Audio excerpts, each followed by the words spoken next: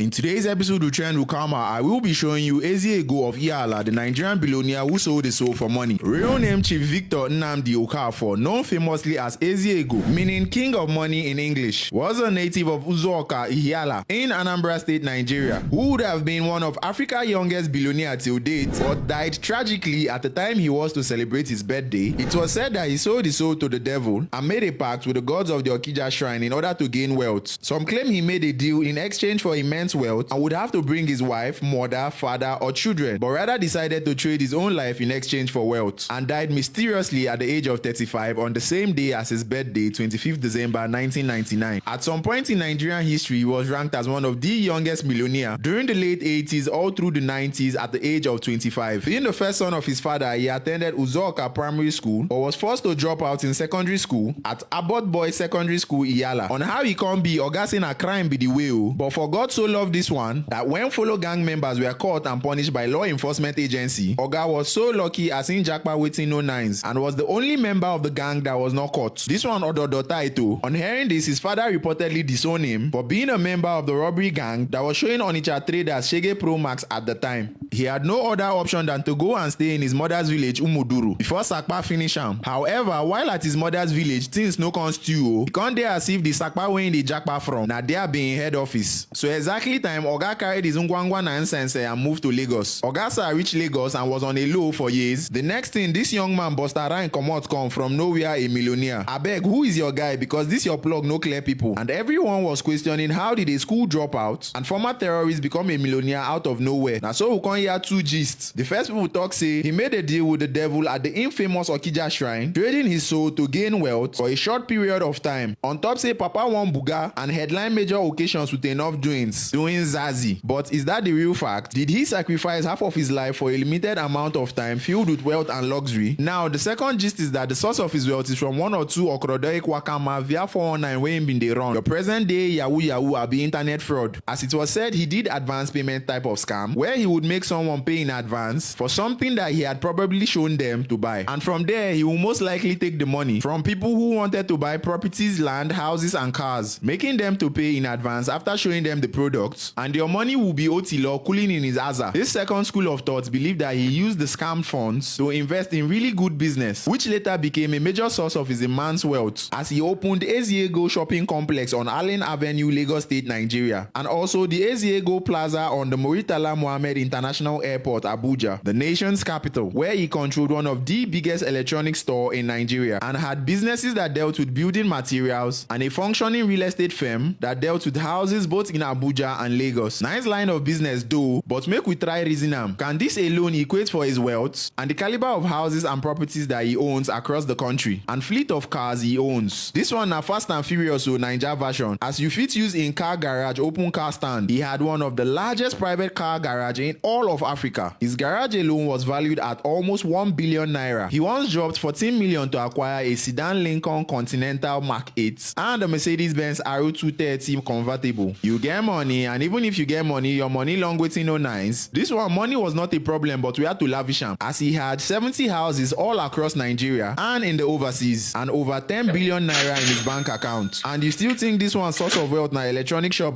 They play, just they play, make clothes they wear you. His house in his hometown was built mostly out of glass bulletproof. Now keep in mind this was in the 80s and 90s in Nigeria, so it's like where do you find a house made out of bulletproof glass, which did cost millions of dollars at the time? He even bring the Oyibo men all the way from Yankee to his village for Anambra just to fix this glass. With this excessive show of wealth, people began to wonder maybe he really did have an affiliation with the infamous Okija shrine, because abeg na common electronic shop owner get all these doings. His source of wealth might have not really been the purest. In fact, his death made it all make sense. After amassing so much wealth, he usually visits his hometown in Iyala, Anambra State, Nigeria, every Christmas to celebrate his birthday and the Yulu tides, which people always looked forward to, usually in a carnival manner with lots of masquerade display, children, women, and men singing and dancing behind his vehicle as he sprays them money. For one that usually takes a plane from Lagos to Port Harcourt or Enugu, and from there his convoy of about 6 cars already parked in his compound in Anambra would be waiting for him and his family to drive them to his house, but decided decided that year he would use the road. On 23rd of December 1999, he set out with his family for his journey to his hometown Iyala with 6 of his finest cars, which include a Lincoln Navigator 1999 model, a limousine, a blue Porsche, a Lexus Jeep, a Cherokee Jeep, and a latest Honda. Now, the Ekelebe stunner in this particular trip, he decides to drive himself alone without anyone inside. Ain't that strange? And this has never happened before. Why did he then suddenly, after so many years of being driven to his hometown, wanted to drive himself alone? Now, somewhere along Ibadan Expressway, his Jeep developed a fault. The Jeep managed no breakdown until they got to Asaba. Now, there the Jeep say, waiting and no do again. Okay, leave the Jeep there for repairs with one of your boys. Baba say, no, we must carry this Jeep and go with us. Rather, he ordered them to go and get a chain, which he used to tow the Jeep and connected it directly to the car he was driving. But Oga Bossman weighing BO, now this clearly doesn't make sense. They passed Asaba and were getting close to Iyala, 2 kilometers from his village. In an attempt to dodge a pothole, he immediately stepped on the brake, and all of a sudden the vehicle he was towing hit his own from behind, causing him to tumble into a ditch by the side of the road. They were able to bring him out of the vehicle, but Oga don collect wetin no nice via the accident, which disfigured his face, and already his stew start to dey gush outside, and immediately was rushed to the hospital. Ironically, the hospital was a hospital he recently made a contribution in millions of naira into, Our Lady of Laudas Hospital. E be like this one been get update of wetin be one sup. Unfortunately for him, the hospital was under-equipped, and his family members decided to get him adequate treatment, but Oga kicked GP tank before anything could be done, and was declared dead on 26 December 1999. After his death, people began to connect one dot to another. Surprisingly, 3 years later after his death, his wife dies with the family lawyer who was supposed to read his will. Until date, all of his assets, cars, and properties are still the way they were at the time he died. Nobody want run this one answers looting style, as everything still there intact. Cha. In fact, his mansion in his hometown Iyala, Anambra State, was totally abandoned. Today, his mansion is a shadow of itself. His cars that were valued at millions of dollars at the time have all been abandoned too. The palace is officially just a place for sightseeing, and people are so afraid of even stealing anything from that compound because of the omen and belief that all the wealth were affiliated with the Okija shrine. All his businesses and establishments have crumbled and vanished with the wind as though they never existed. Did he know his time was up? That was why he didn't want anybody to join him in his vehicle, exchanging his soul for wealth for a limited life rather than exchanging it with that of his loved ones.